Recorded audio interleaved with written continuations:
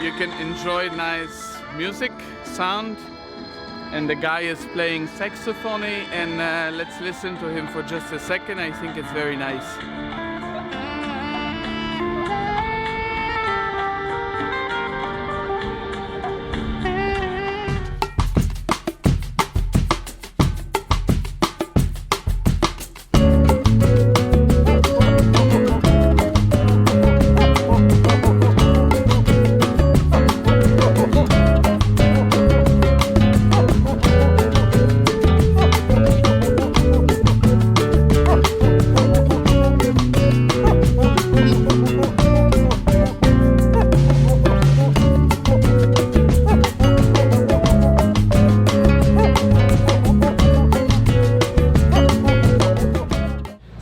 In Warsaw today, and what we're gonna do is we're gonna walk a little bit across the old town.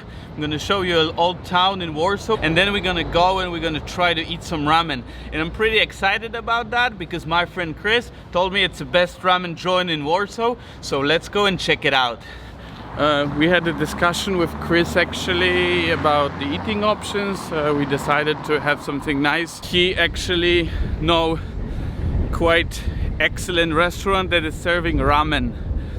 You know, ramen, the Japanese dish, as to my knowledge, originated in China, based on Chinese wheat noodles, and then brought to Japan by the Chinese migrants, and then firstly served in Yokohama, Chinatown, and then spread it across Japan. It was actually called Shina something till the 1950, I think, 50s or something like that. And then it was gradually switching its name to ramen, because I think Japan wanted to have this original dish that it's only, you know, Japanese, and then they switched the name and they migrated the name a little bit. You know, after World War II, there was this situation with Japan that rice production was not in a good shape. So rice was of limited amounts, and then they have to deal with something else other than rice. So what they got is a lot of flour from United States and from the troops, and basically the aids that they got was containing a lot of flour stocks, and then they were doing noodles out of the flour. And this is why, you know, the consumption of the dishes that are based on noodles skyrocketed in Japan in 40s and late 40s and early 50s, and then later on. And then one of the interesting facts is that I think in 1950s, the average yearly consumption of bread went up 3 times in Japan. So that is showing you, you know, how much they substituted the lack of rice with the flour and the flour-based and derived products by that. And that coincided with ramen flourishing as a dish. It's actually not one ramen. Also, I was eating ramen in Vietnam. I never visited Japan before, and I was also eating ramen in Indonesia. I think I was trying some in Thailand as well, so some kind of Asian cultures and countries, and also in China. A little bit like ramen, I eat a lot of noodles, but I never went actually to Japan and ate ramen there. The interesting thing is that there is no one major traditional ramen, but maybe that's what my information is. Maybe you have some other information, then please comment and let me know. Is there actually a traditional, very, very traditional kind of ramen dish that you would advise me to try? Then maybe I will go to Japan. When I will go to Japan, I'm planning actually to visit, then I will order this. But as to my knowledge, there's a lot of variation of the dish, and the most recognizable dish is based on pork stew, pork broth, and then you have noodles, and you have actually seaweed, and you have pork rolls that are baked, and they are chopped in slices and put into the soup. And this was the thing that I tried in Vietnam, and it was outstanding. Very heavy on the stomach, very kind of fatty and full of flavor, I would say, but also very good and warming up. And let's see whether we will have a good opportunity to eat ramen in Warsaw. Then I will recommend this place, and maybe if you're in Warsaw you can let me know and let Chris know, and then we will come and eat ramen together also. Yeah, so we're open to do that, but let's see. And in the meantime we reached actually to the old town, and it's looking beautiful. I'm quite astonished about what I'm seeing right now, and the view is beautiful. There is a column, we call it a Sigmund column. There is this old buildings, and we will see the castle in a bit. So it looks very nice. I like it a lot.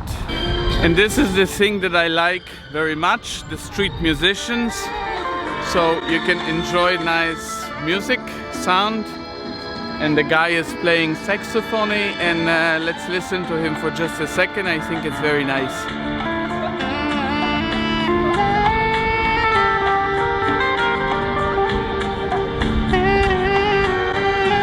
And it's giving you just a nice flavor.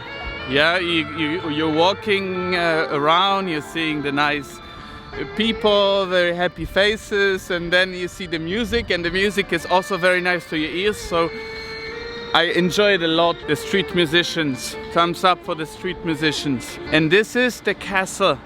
This is the Warsaw Old Town castle. And Warsaw Old Town and Warsaw Castle, an interesting fact, it was more or less destroyed entirely during the World War II. So the whole city was rebuilt. Location here, it was up the hill. There is a river here.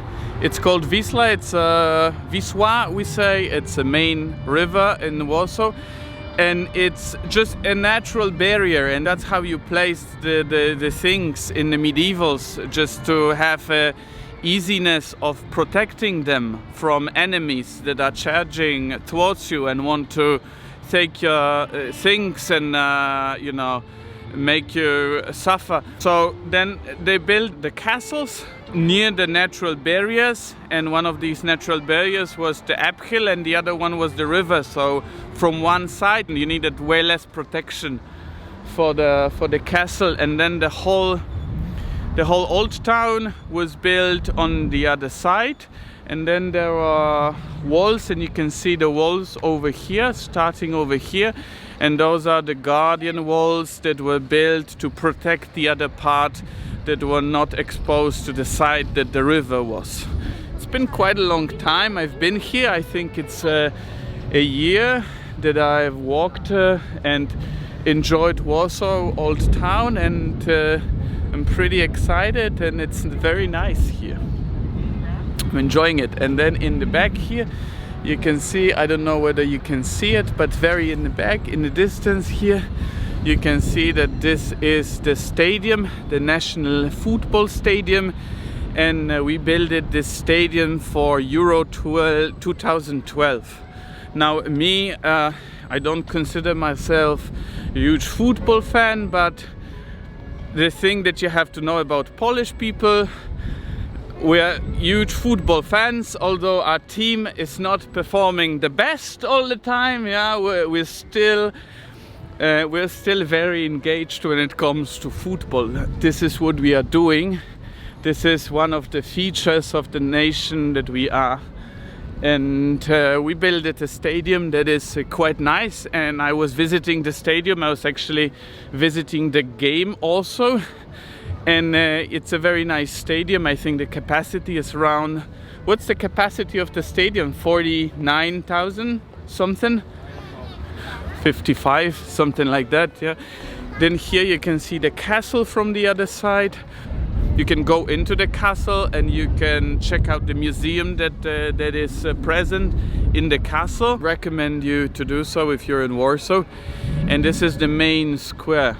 And then you can see the old town here, and we're gonna go into the old town, visit one of those streets, narrow streets, and see what's going on over there. And this is how they built these places. This is how they did this. So people were protected in the medieval ages. Not a very pleasant time to live. A lot of people with you know, bandits and people with crossbows and knives and swords running around and trying to take money of the merchants and people that were traveling across. So this is how they built the old towns. This is how they positioned the cities.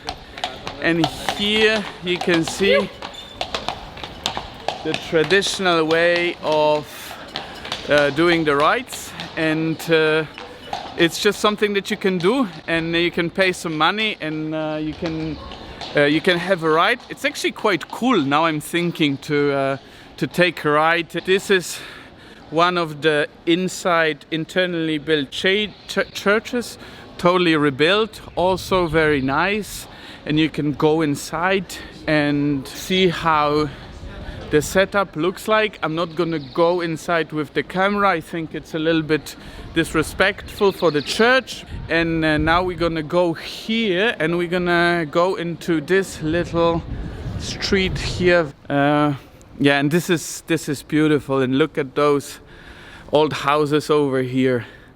These are very nice. So let's have another walk across Warsaw Old Town, and then let's hit the ramen restaurant, because I can see that Chris is getting a little impatient in his eyes. So let's do this, and let's close this walk. Okay, so we reached to the main square in Old Town in Warsaw, and you can see the nice buildings around. And you can see the restaurants, and you can have a good meal over there.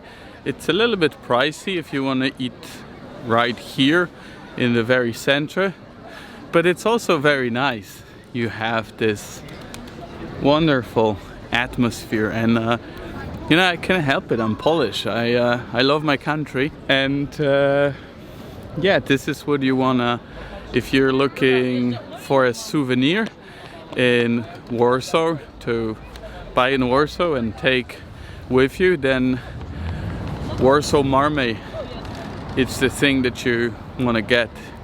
This is the symbol of Warsaw, and it's right here in this very center, and it's looking great. It's looking wonderful, and you can see the buildings here. The pigeons are flying around, people are enjoying themselves. That's great. It's great to be here, and I'm actually in the mood of eating something in here, but I don't want to disappoint Chris, and we'll go for the ramen. But yeah, that's this, and you can see, normally you can see more artists as well, and local artists, and the painters also that are actually on the other side, and they're painting, and they're selling their paintings over there. And back in the days, what was here? It was a marketplace. In every city, in Poland, actually in Europe, across to Europe, they built the city, and then they built the market, which was in the central place of the city, and also churches that were somewhere in the vicinity, because Christianity is the main religion in Europe. So you can always see this, and you can always find this, and I'm very amused, and I'm very happy that I see all the local things and souvenirs, and looks very nice. So I'm doing the YouTube style right now, and I'm transporting you to the Japanese restaurant